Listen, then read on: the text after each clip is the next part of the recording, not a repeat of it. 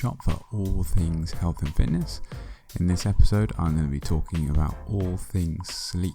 Things such as sleep stages, sleep chronotypes, how to improve sleep, whether napping's a good idea, how to improve your sleep hygiene, what sleep hygiene even is, sleep temperature, sleep aids, and then just some random facts thrown in and throughout the episode. I must always say that anything said in this podcast does not substitute the advice of a medical professional. Listeners are always advised to seek professional medical advice before acting upon anything learned during this episode. And now with that done, let's get into the good stuff.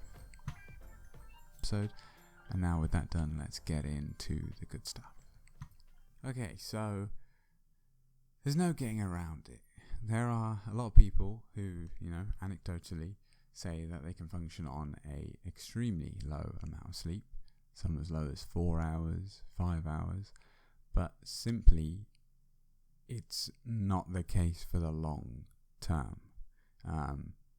You may be functioning on that sleep, but long term there's going to be some serious consequences. So it's important to kind of get that out of the way, that this episode isn't going to explain how you can manage to function on 4 hours of sleep a day. It's just this is not what it is. You really need to prioritize sleep, as having poor sleep will affect every possible negative outcome and increase them. Anything from all-cause mortality to mental state, weight gain, all the kind of things you don't want to negatively, you would want to negatively impact all-cause mortality, I suppose. Was that a double negative? I don't know.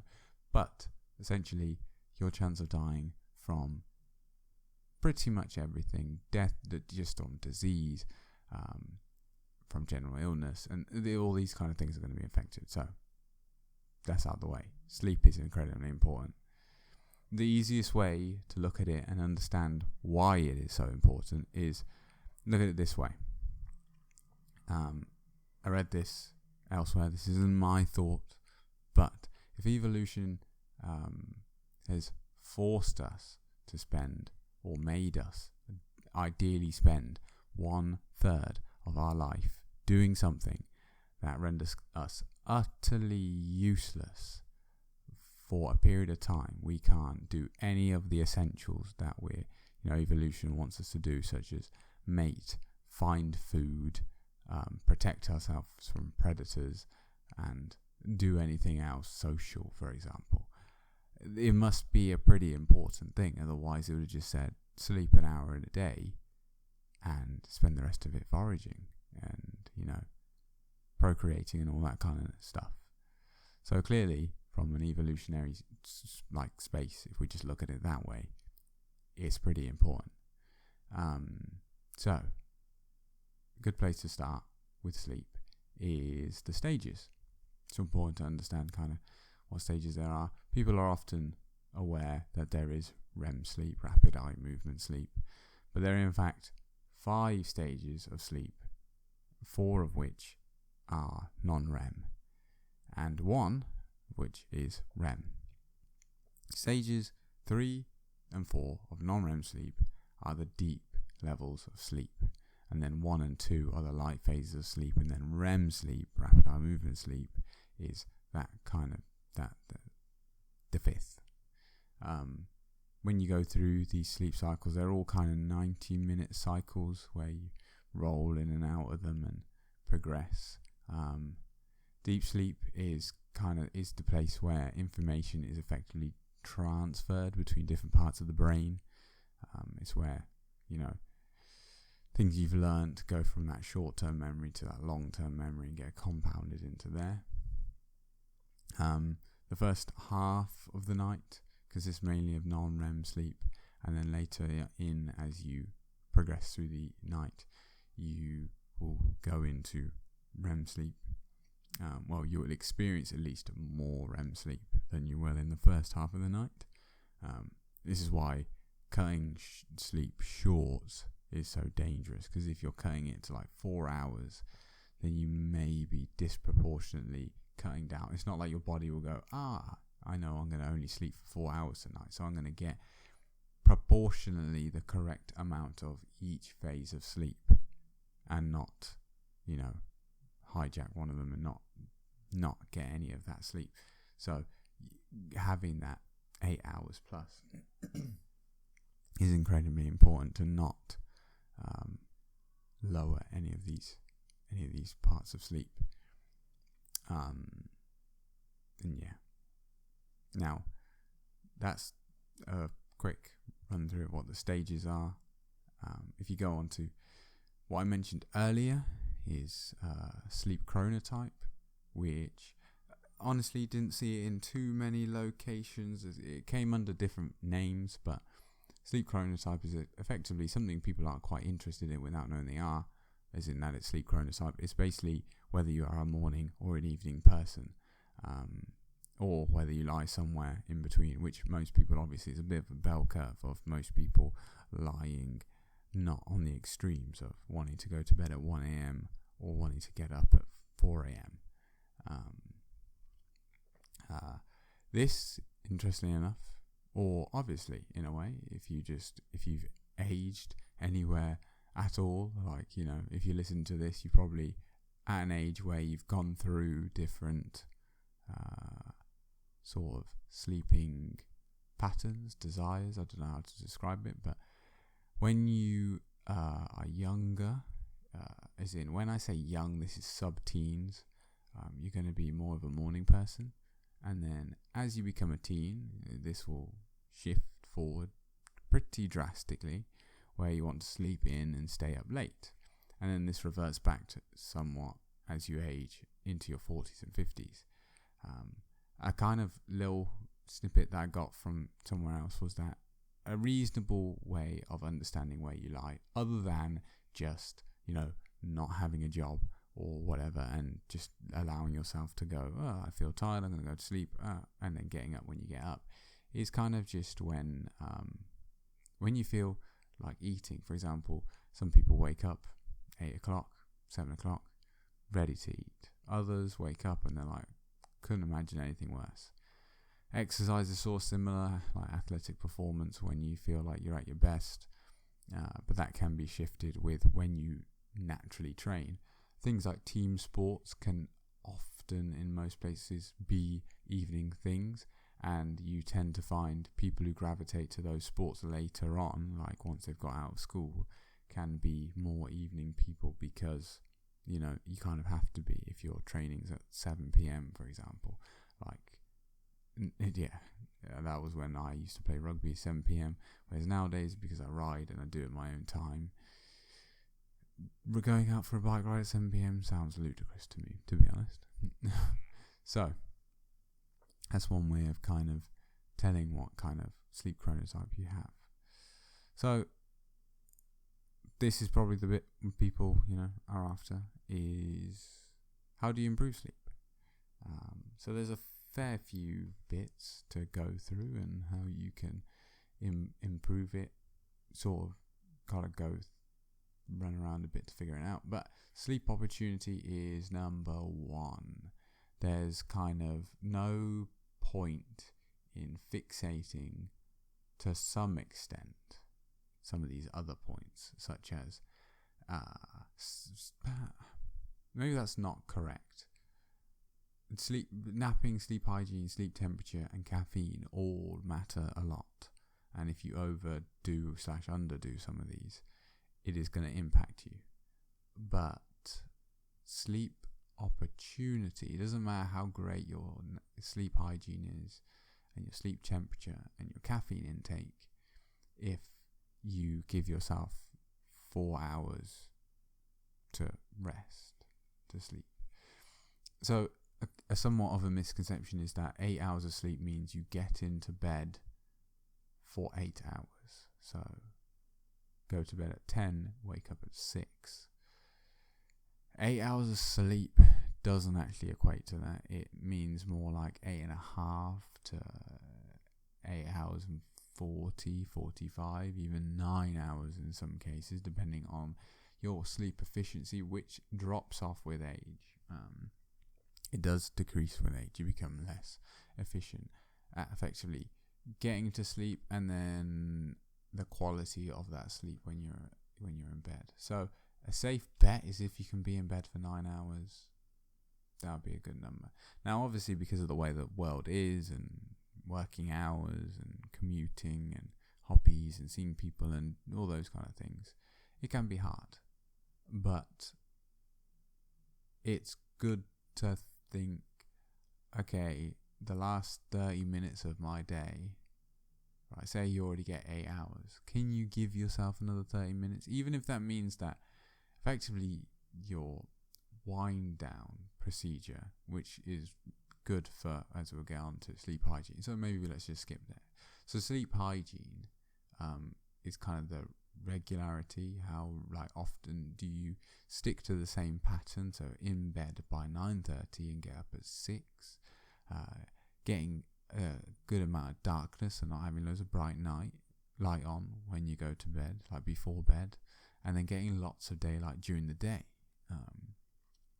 And temperature is important. You need to get cool to go to bed, and you don't also want to be awake in bed. So reading in bed can actually be quite detrimental. Doing anything in bed other than really sleeping is gonna feed into your brain.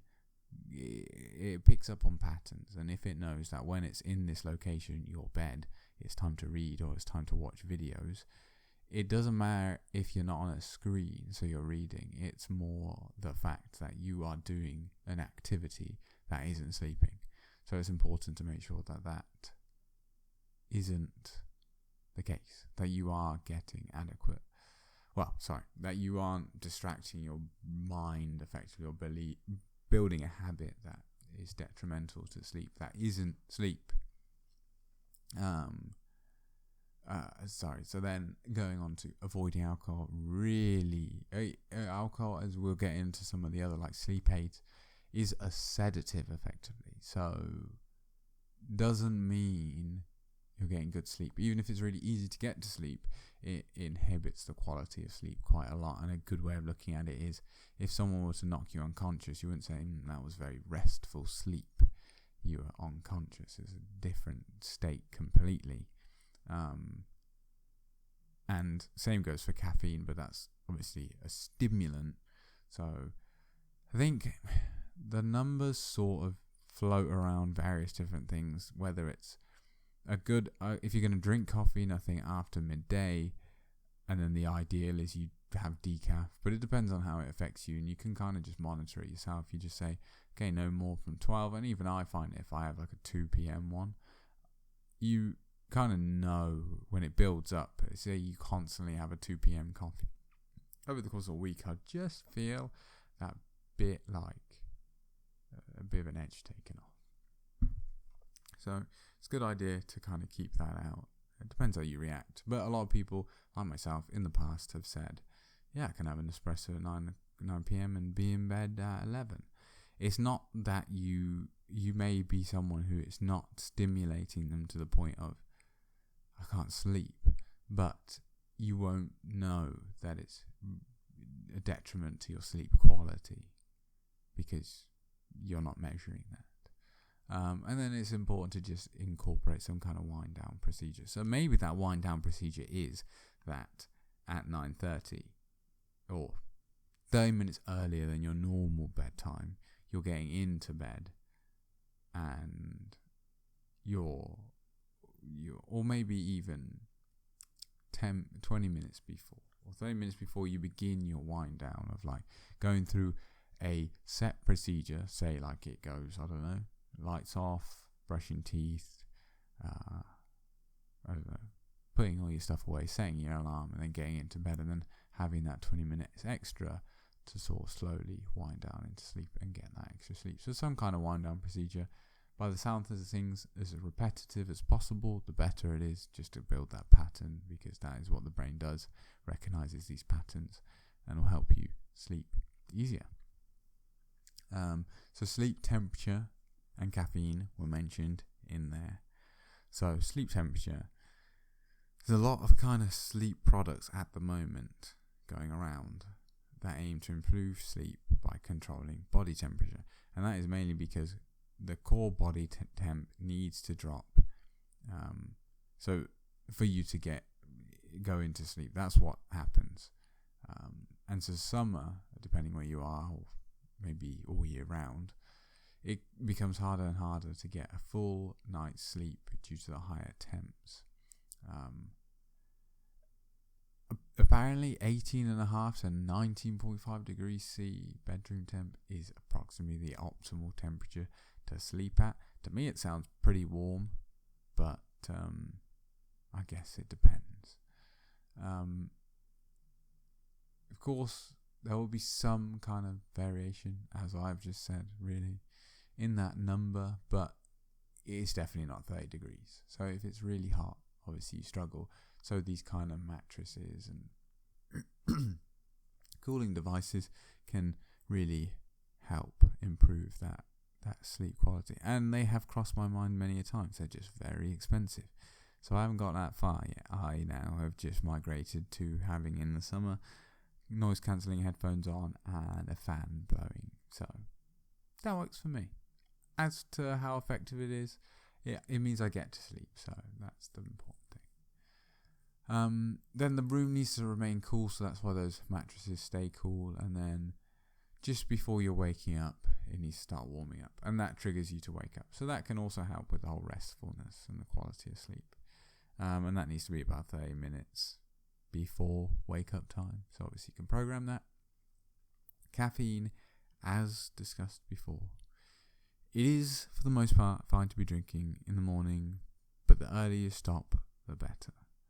With a half-life of about 6 to 8 hours, depending on your sensitivity and how you metabolize it and how much exercise you're doing, it could be still impacting sleep. So say you have the half-life is just how long it takes to decay by half. So if you drink a 100 milligram coffee at 12 midday, that means at 6 o'clock it's going to be 50 milligrams, and then 6 hours later it actually quarters, and so you could still have 25 milligrams in your system by midnight.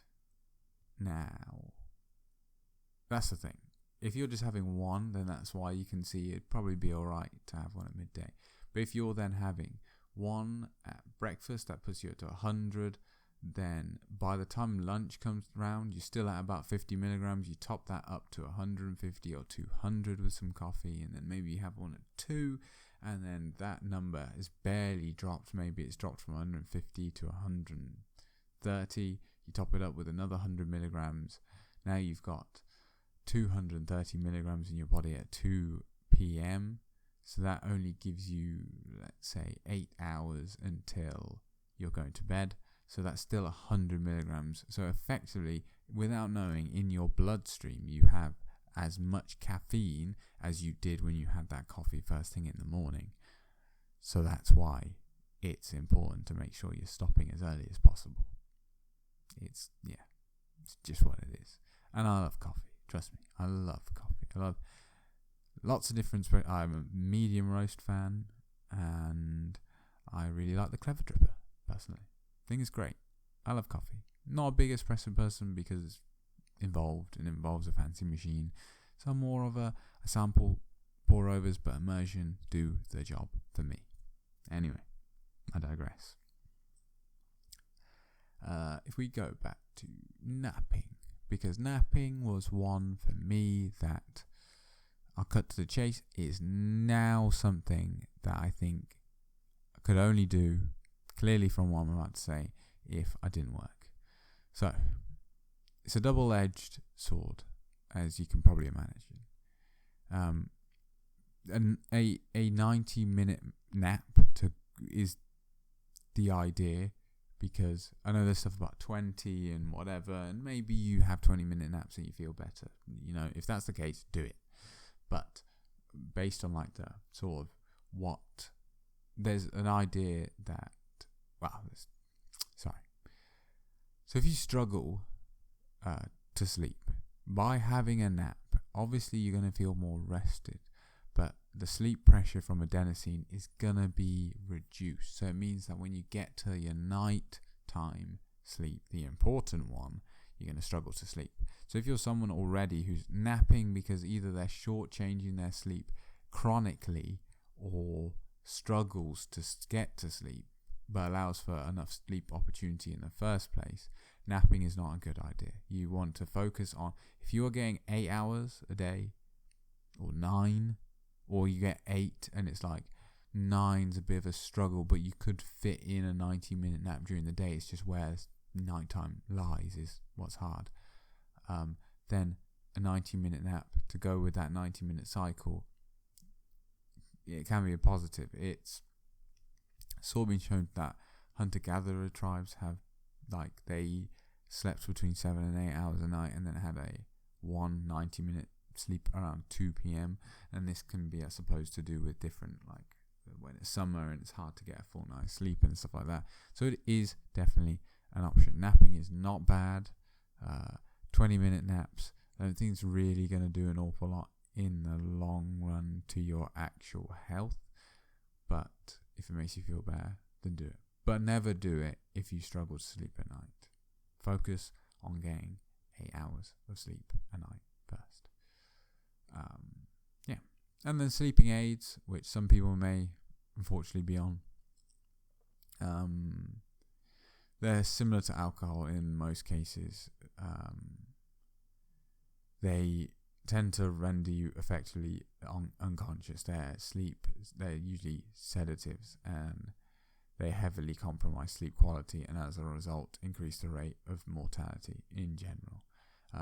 Cognitive behavioral therapy is becoming is recommended highly as a first line of attack due to it becoming more and more known how detrimental sleep aids are to people. So that's something you'd have to have a conversation. If you got recommended them, that's the conversation I suppose you have. You go, okay, how heavily is this going to compromise my sleep?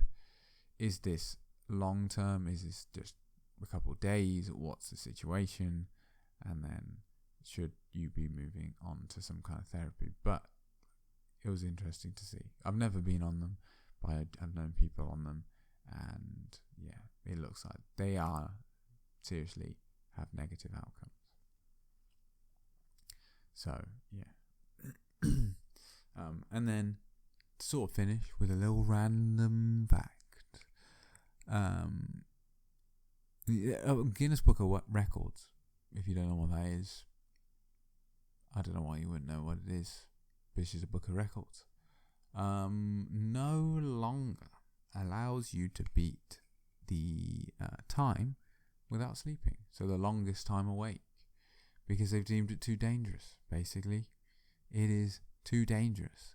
I think the list of things that it can cause is almost infinite. If you think of everything you do to or take to reduce whatever it is you're reducing, lack of sleep will likely increase that in a negative way or decrease that in a negative way, whichever direction is least positive.